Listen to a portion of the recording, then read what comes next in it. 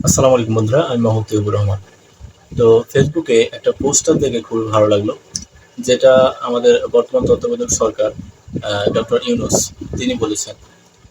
তো এর আগে আমরা দেখেছি যে তাহাজ্জুদ গুজার শেখ হাসিনা যখন ক্ষমতায় ছিল, তখন কিন্তু বাংলাদেশে কোনো ওয়াজ মাহফিল, ধর্মীয় কোনো কথা বলা যেত না। বিভিন্ন ওয়াজ মাহফিলে যদি সরকার বিরোধী কোনো কথা আসতো বা কোরআনের কোনো দলিল দিতে গিয়ে সরকার বিরোধী যদি কোনো কথার উদ্ধৃতি দেওয়া হতো, তখন কিন্তু বিভিন্ন ওয়াজ মাহফিল বন্ধ করে দেওয়া হতো বা বাধা সৃষ্টি করা হতো।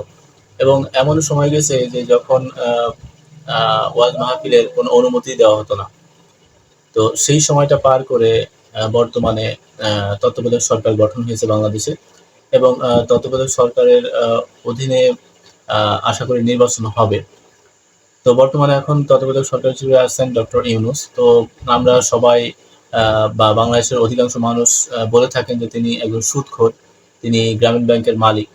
তো অনেকেই বলে থাকে, তো সেই সুদখোর যদি ইসলামের প্রতি তার এত আসক্তি থাকে, বা আহ, তিনি যদি সভা সমাবেশে কোনো বাধা সৃষ্টি না করেন, ইসলামকে আবার আহ, স্বাধীনভাবে প্রচার প্রসার করতে দেন, তাহলে আমি মনে করি তাহাজ্জুদ গুজার হাসিনার থেকে ডক্টর ইউনূস অনেক ভালো।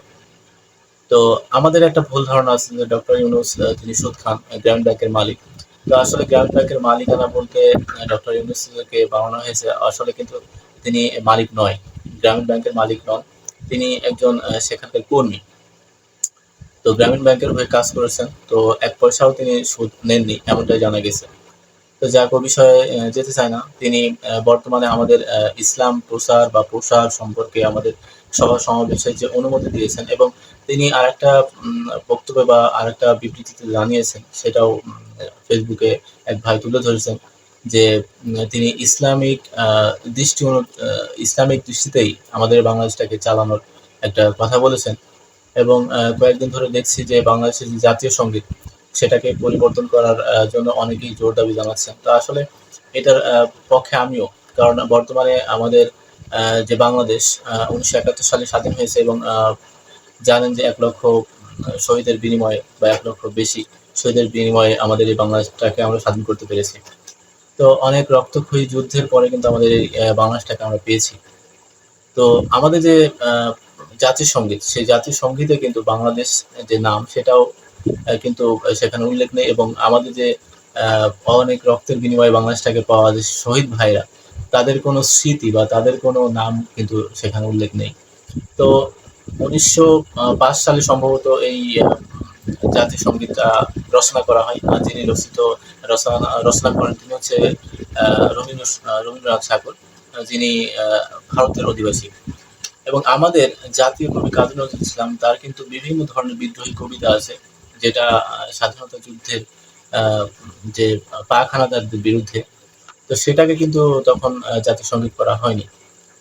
তো আপনি যদি পাকিস্তান অথবা ভারতের জাতীয় সঙ্গীতগুলো দেখেন, সেই জাতীয় সঙ্গীত কিন্তু দেশত্ববোধক বা দেশের সেই স্বাধীনতাকে ইন্ডিকেট করেই কিন্তু সেই জাতীয় সঙ্গীতগুলোকে তৈরি করা।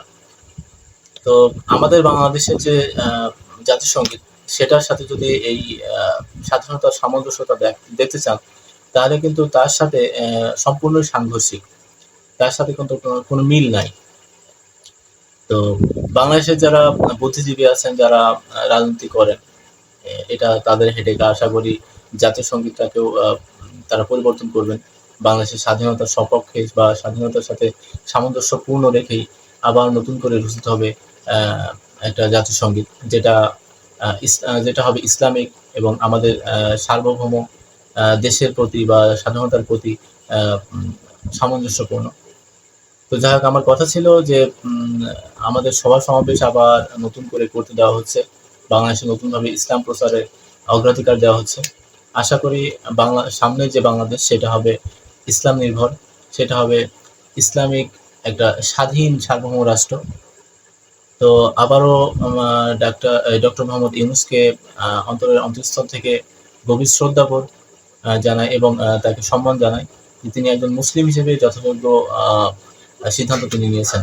বাংলাদেশকে উর্বর করে দিয়েছেন ইসলামের জন্য, বা সবার স্বাধীনতা আবার নতুন করে তিনি দান করেছেন। সবার মত স্বাধীনভাবে প্রকাশ করতে পারছে। সবাই সবার মতন নতুনভাবে চলাফেরা করতে পারছে, কোনো বাধা নিষেধ নাই।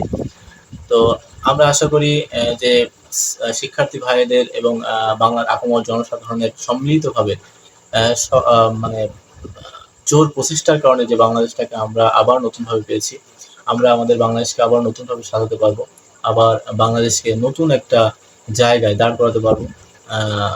তো এই আশা ব্যক্ত করে আমি আমার সংক্ষিপ্ত কথা শেষ করছি, এবং আপনারা যারা আমার চ্যানেল নতুন অবশ্যই চ্যানেলটি সাবস্ক্রাইব করে দেবেন এবং ভিডিওতে একটি লাইক দেবেন আশা করি, এবং ভিডিওটি শেয়ার করতে ভুলবেন না। এবং ডক্টর ইউনূস যে সিদ্ধান্তটি নিয়েছে, এই সিদ্ধান্তটি আপনার কাছে কেমন লাগে অবশ্যই, কেমন লেগেছে অবশ্যই কমেন্টস করতে ভুলবেন না। ধন্যবাদ।